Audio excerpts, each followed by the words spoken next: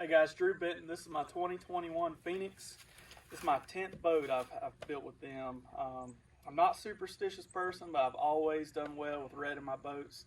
I look back over the years that I've had a bad season, and lo and behold, it's because I don't have red in my boat. No, it's not that. It's just a thing for me. This particular color scheme I've run for 3 years. Larry Puckett, a rep for Phoenix, had it at one of the opens and I fell in love with it. It's a color that really sells well and it's really sharp. I hate to wrap this boat, but it turned out really well. Come with me and I'll show you some of the upgrades that I did this year. The first thing that is different this year from last year up front is my recessed lighting for my navigation. Super easy. I can just hit a switch back there. I don't have to hunt a post to stick in here when it gets dark or first thing in the morning. It's already in there, something I don't have to think about. A Minn Kota Ultrex, pretty standard. Got the spot lock and all that. Lowrance units. Okay, so new for this year from Lowrance is active target. I don't have it yet, but that is what this HDS 9 for the on top is for. I'll run that exclusively for the active target. And this HDS 12 live on the bottom it'll be split screen. It'll have 2D on one side and my mapping on the other. It's a super solid mount. It's a Bass Boat Technologies gimbal. I've got another one coming for the 9, which is super solid, but a Boat Logix mount. I'll do a separate video a little bit later talking about all the electronics installs, which was done by Sonar Pros, and I'll explain that later, but this is just a quick overview of my boat. Hydro wave up front. It's good for not only attracting fish, stirring up bait fish, but also covers up your sonar noise when you're in shallow water. I use it for that. My foot switches up front, I run one on each side instead of both switches on one side. It's easier for me to remember right side's down, left side's up. Again, super standard for most boats. Moving back, I have LED rock lights on the deck for rig and tackle in the mornings. They're super bright. And on the inside of all my boxes from Teenage Marine, I have LED strip lights, super bright. I will not have an issue rig and tackle when I come off the water at night or in the mornings. Moving back to the console, I'm running 2 HDS Live 12s. They're on a Bass Boat Technology dual mount, as well as Bass Boat Technologies gimbals. Super solid. I can shake this whole boat with this mount. I'm really impressed with it. It's on the dual dash shroud by Phoenix. I'm running a Merc monitor system in place of the Phoenix gauge, and all my switches are right here, conveniently located as normal. I've got a vent system for my accessory 2 switch here, so if I'm ever fishing in the rain and moisture gets in my boxes on the way home or on the way back to where I'm staying, I can run that fan and it'll get all the moisture out of my boxes. Really key in keeping those hooks rust free and sharp. Another thing you'll notice is the sea deck in the floor. That's new for me this year. I think Phoenix has had it for a couple years now, but in and out of our boats constantly as we are, and you know, when fish flop in the floor, that's the nastiest place in a bass boat, and it's gonna be super easy to keep it clean with this sea deck. You can pressure wash it out, wipe it down real easy, and that was my main goal there. Another thing that is really big for me, and I'll hop in the boat for this to show you, is this seat. It's got a flip up design. So when I'm running unfamiliar waters, whether it be shoals or rivers with a bunch of obstacles that you can hit, it'll give me about 12 inches of added vertical height in my seating, so I can really see where I'm running. Or if I'm down at Okeechobee in Florida and I'm looking for those really clear sandy bottom areas, I can cruise around those grass flats and really kind of pinpoint those areas quick and easy with the seat. Other upgrade that I did this year, instead of the standard snap closure for this center box, it has a slam latch. Pretty standard there. You got tilt steering and you got your jack plate and your trim on either side of the steering wheel. We'll take a look in the back.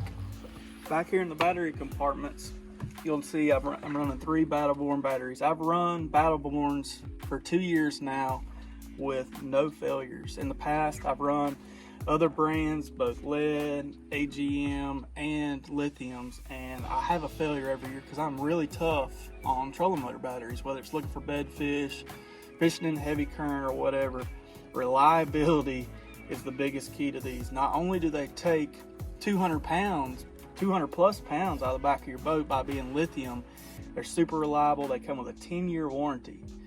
Yeah, they're expensive out of the gate, but a 10-year warranty is huge. And for what we do, get you shallower in water, last me all day. It's an expense I'm willing to take.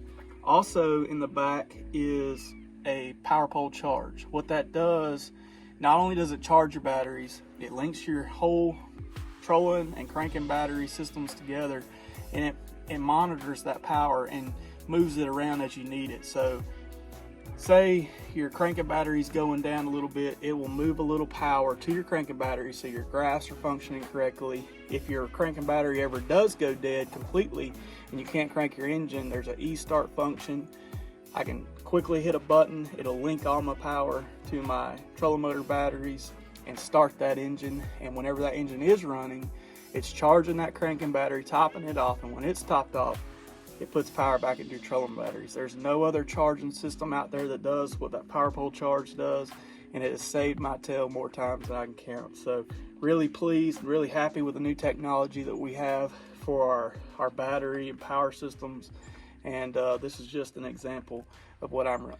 One thing new for this year is straight from the factory, I took my boat to Sonar Pros, let them do their magic. Turned him loose on all my graphs. I gave him my Lowrance units and told him to do what he thought was necessary, and I'll show you guys a little bit what he did. First thing I noticed when I opened it up, it's super clean install. You don't have 20 wires coming off the battery. He put a ground bar in here, so you've only got 2 negatives and 3 positives coming off your battery, which is huge. If I ever do have an issue with that cranking battery, it's a whole lot easier to handle in that regard. I've got a 4-source wiring harness from Sonar Pros. It's a sealed system from front to back. That whole thing could be submerged and those graphs will not flicker. I've got clean power coming from this battery to each graph. That is huge. It keeps those graphs really clear. Their processing speeds are fast, and my image quality is great. Another key feature to his harness is each one, of course, has their fuse, and they're all labeled. So if I do have an issue, I can run back here and check the fuses really quick when I'm on the water and something does occur. Moving forward, you've got that wiring harness that comes forward here, and typically your Ethernet cables and everything are inside your console. So if you have an issue, you've got to take your console apart. So what Sonar Pros did is they moved all my NEMA connections inside this box, so they're really easy to access. They're right next to my fuse panel, and I've got my gateway. Everything is just a super clean, neat install. Got my Sonic hub right beside it, and I've got the wires already ran for my active target when it comes in. That's a big deal in troubleshooting anything, is being able to get to it really quick and efficiently. And I've just been blown away by how clean everything is. Sonar Pros has done my lighting, all this install, all my electronics install, hardware, mounting. They did my Sonic hub. They put JL speakers in here. I can't recommend them enough for rigging a boat. You just do not get the attention to detail at a dealer that they give. Now, as far as the wiring coming from Phoenix, the factory, Phoenix is probably the #1 in their integrated wiring system for clean power to your graphs. That's not to be argued. They do a phenomenal job. I never had an issue with any of my graphs, but this year I just chose to do it through Sonar Pros because I'm kind of an overkill guy. I want everything as good as I can get it, and Sonar Pros does that for me. Moving back to the rear, my boat is pushed by a Mercury 250 Pro XS. This motor here has really exceeded my expectations. It's super fast out of the hole. It sounds really awesome, and it's fast. You wouldn't think a 4-stroke would have the top end that the 2-stroke Pro XS had, but this one delivers it, and delivers it with all that low end torque that you need to get it out of the hole. Again, it sips fuel. The oil changes are super easy with this little system here. You just put a hose there, loosen that out, and it drains all the oil conveniently into a jug. No mess. I can't be more proud of that motor right there. Power poles, I've run these since I started my career. Swift, silent, secure. They stop me whenever I see a bed fish or when I get a bite and miss a fish, and give me a second chance at it. Good for pulling up to a dock. I can't imagine owning a boat without a set of power poles. I'm that accustomed to using them. Atlas hydraulic jack plate. I run a 12-inch plate on this 721. It's the best setback for speed and rough water handling that I've found. You can find T&H Marine products throughout the boat, but in my opinion, this is the most important for me. Thanks for watching. I'm really proud how this 721 turned out this year. Next week it's off to the wrap shop to get ready for 2021 season, and I look forward to showing you guys what it'll do this year.